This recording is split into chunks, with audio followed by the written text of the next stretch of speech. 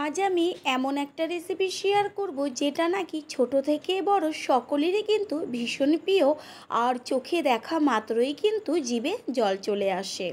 নমস্কার বন্ধুরা, শ্বশুর বৌমা রান্নাঘর অ্যান্ড ব্লগ চ্যানেলে সকলকে স্বাগত। একদম দোকানের মতন টক ঝাল মিষ্টি তেঁতুলের আচার কি করে তৈরি করব সেটাই দেখে নেওয়া যাক। কিন্তু এগুলো একদম গাছ পাকা তেঁতুল, আর তেঁতুলের যে খোসাটা থাকে শক্ত সেটা কিন্তু আমি ছাড়িয়ে নিয়েছি আগে। আর এখানে 250 গ্রাম তেঁতুল নেওয়া হয়েছে। এবার যে শক্ত একটা ডাঁটি মতো দেখা যাচ্ছে এটা কিন্তু তেঁতুলের গায়ের থেকে ছাড়িয়ে নেব। তেঁতুলগুলো যেহেতু গাছেই পেকেছে সেই কারণে কিন্তু ভেতরটা একদম শুকনো। আর যদি বাজার থেকে কিনে আনেন তাহলে কিন্তু 1 থেকে 2 দিন কড়া রোদ্দুরে দেওয়ার পরেই আচারটা তৈরি করবেন, তাহলে খুব ভালো হবে। এবার যে তেঁতুলের গায়ে শক্ত ডাঁটি থাকে সেটা হাত দিয়ে সমস্তগুলোর গায়ের থেকে ছাড়িয়ে নেব। তেঁতুলের আচার করার সময় কিন্তু তেঁতুলের ভেতর থেকে বীজ কখনোই বার করে নেবেন না, তাহলে কিন্তু আচারটা একদমই খেতে ভালো লাগে না। একদম বীজ সমেত আচারটা করলে পরেই কিন্তু খেতে ভালো লাগবে। এইভাবে সমস্তগুলো ডাঁটি এই যে ছাড়িয়ে নিয়ে ফিরে এসেছি। এবার একটা বড় পাত্র নিয়েছি আর তার মধ্যে দিয়েছি জল, আর জলের মধ্যে দেব তেঁতুলগুলোকে ভালো করে জল দিয়ে ধুয়ে নেব। পুরনো বন্ধুদের সবসময় আমাদের পাশে এইভাবে ভালোবেসে সাপোর্ট করার জন্য অনেক অনেক ভালোবাসা। ভালো করে তেঁতুলগুলো জল দিয়ে ধুয়ে নেওয়ার পরে ওই জলটা ফেলে দিয়ে আবারও অল্প করে জল দিয়ে তেঁতুলগুলোকে একটু জলের সাথে চটকে নেব। এরপর গ্যাসের ওভেনে একটা কড়াই বসিয়ে কড়াইটা গরম করে নিয়ে তাতে দিয়ে দিচ্ছি সর্ষের তেল।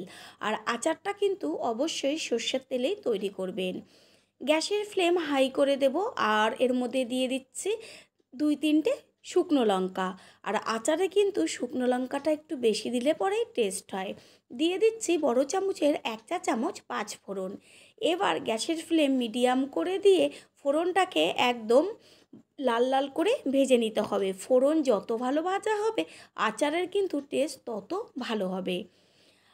ফোড়ন থেকে সুন্দর একটা গন্ধ বেরোচ্ছে, তারপরে দিয়ে দেওয়া হলো গুলে নেওয়া তেঁতুলটা। তেঁতুল তেলে দেওয়ার পর কিন্তু গ্যাসের ফ্লেম হাই করে দিয়ে 2 থেকে 3 মিনিট একটু রান্না করে নেব। 3 মিনিট বাদে আমি এর মধ্যে দিয়ে দিচ্ছি পরিমাণ অনুযায়ী লবণ আর হাফ চা চামচের থেকেও কম হলুদ গুঁড়ো। কেউ চাইলে হলুদ গুঁড়োটা স্কিপ করতে পারেন, তবে আমি বলবো অবশ্যই হলুদ গুঁড়োটা দেবেন। হলুদ আর লবণ দেওয়ার পরে কিছুক্ষণ রান্না করে নেওয়ার পর যখন জলটা শুকিয়ে যাবে তেঁতুলের থেকে, ঠিক সেই পর্যায়ে ব্যবহার করব চিনি। এখানে আমি 300 গ্রাম চিনি ব্যবহার করেছি। প্রথমে কিন্তু পুরো চিনিটা ব্যবহার করিনি, যদি পরে লাগে তখন আমি ব্যবহার করব। তার জন্য এখানে হাফটা চিনি দিয়েছি। আর তেঁতুলের মধ্যে চিনিটা গলতে গলতে গ্যাসের অন্য ওভেনে একটা ফ্রাই প্যান বসিয়ে একটা মশলা তৈরি করব। সেটা হচ্ছে দিয়ে দিচ্ছি শুকনো লঙ্কা।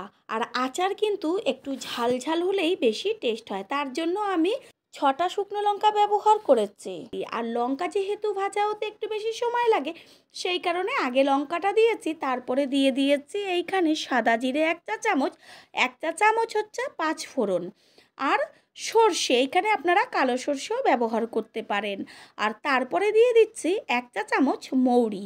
অবশ্যই কিন্তু এই আচারের ক্ষেত্রে 5 ফোড়ন আর সর্ষেটা ব্যবহার করবেন। তারপর গ্যাসের ফ্লেম লোতে রেখে মশলাটাকে কিন্তু খুব ভালো করে হালকা লালচে করে ভেজে নিতে হবে। এই মশলাগুলো ব্যবহার করে যদি কেউ আচার তৈরি করে আমি গ্যারান্টি দিয়ে বলতে পারবো একদম বড় বড় আচারের দোকানের মতন কিন্তু আচারটা খেতে টেস্টি হবে। মশলা এখানে একদম ভাজা কমপ্লিট। মশলার থেকে কিন্তু হালকা ধোঁয়া উঠতে শুরু করেছে আর বেশ একটা সুন্দর মিষ্টি গন্ধ বেরোচ্ছে। এই পর্যায়ে গ্যাস অফ করে দিয়ে ঠান্ডা করে নিয়ে মশলাটাকে পেস্ট করে নেব। তেঁতুলের মধ্যে চিনি দেওয়ার পর কিন্তু একটা পাতলা শিরা তৈরি হয়ে গেছে। আচারের ক্ষেত্রে কিন্তু কেউ জল একদমই ব্যবহার করবেন না। চিনি বা গুড়ের যে শিরাটা তৈরি হবে তাতেই কিন্তু আচার হয়ে যাবে। এই পর্যায়ে গ্যাসের ফ্লেম কিন্তু একদমই হাই করে দেব না, মিডিয়াম করে দিয়ে আচারটাকে একটু হতে দেব। প্রথমেই তো আমি পুরো চিনিটা ব্যবহার করিনি, অর্ধেকের থেকে একটু বেশি দিয়েছিলাম। এখন হাফ কাপ চিনি ব্যবহার করলাম। এবার গ্যাসের ফ্লেম হাই করে দেব। তারপর কিন্তু গ্যাসের ফ্লেম মিডিয়াম করে আচারটাকে হতে দিতে হবে, যেন তেঁতুলের মধ্যে মিষ্টিটা যায়। নতুন বন্ধুদের আমাদের চ্যানেল ভিজিট করার জন্য আন্তরিক শুভেচ্ছা। আমাদের রেসিপিগুলো যদি ভালো লেগে থাকে সাবস্ক্রাইব করে দেওয়ার অনুরোধ রইল ও পাশে থাকা বেল আইকনে ক্লিক করলে পরবর্তী ভিডিওগুলো সবার আগে আপনাদের কাছে পৌঁছে যাবে। আর এদিকে কিন্তু মশলা ঠান্ডা হয়ে গেছে, এবার একটা মিক্সিং জারের মধ্যে দিয়ে পেস্ট করে নেব। দেখাই যাচ্ছে আচারের কালারটা এত সুন্দর এসছে, আর শিরাটা কিন্তু একদম ঘন হয়ে আসছে। তেঁতুলের মধ্যে কিন্তু বেশ মিষ্টিটাও ঢুকে গেছে।